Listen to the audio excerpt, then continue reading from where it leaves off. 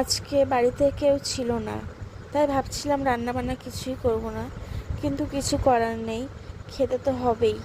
পেট তো কথা শুনবে না যে বাড়িতে কেউ নেই, যে খেতে হবে না। সেই জন্য ঝটপট কড়াই তেল দিয়ে দিয়েছি। তেল দেওয়ার পর এখানে দিয়েছি কেটে ধুয়ে রাখা ক্যাপসিকাম আর বাঁধাকপি দিয়ে লবণ দিয়ে ভাজা ভাজা করে নিচ্ছি। খুব বেশি ভাজবো না, হালকা করে ভেজে নেব। ভাজা হয়ে গেলে তুলে নেব।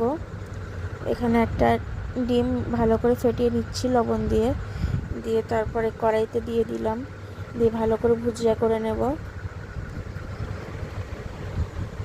একটু লাল লাল করে ভুজিয়াটা করে নেব, যাতে দেখতে ভালো লাগে। ভুজিয়া করা হয়ে গেলে ওটাও তুলে নেব। তারপরে কড়াই ফের একটু বাটার আর সাদা তেল দিয়ে দিচ্ছি, দিয়ে ভালো করে মেল্ট হয়ে গেলে তারপর এখানে দিয়ে দেব ধুয়ে রাখা কিশমিশ আর বাদাম দিয়ে দিয়েছি, দিয়ে একটু ভাজা ভাজা করে নেব।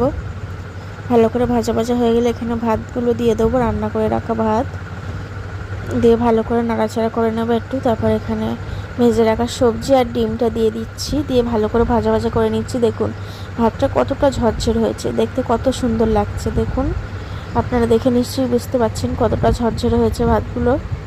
খেতে এরকম অসাধারণ হয়েছিল।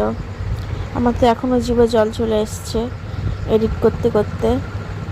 প্লেটে নিয়ে নিচ্ছি, দেখুন কত সুন্দর লাগছে, কালারটাও দারুণ হয়েছে। দেখুন একবার হলে বাড়িতে ট্রাই করে দেখবেন, খুব সুন্দর লাগে।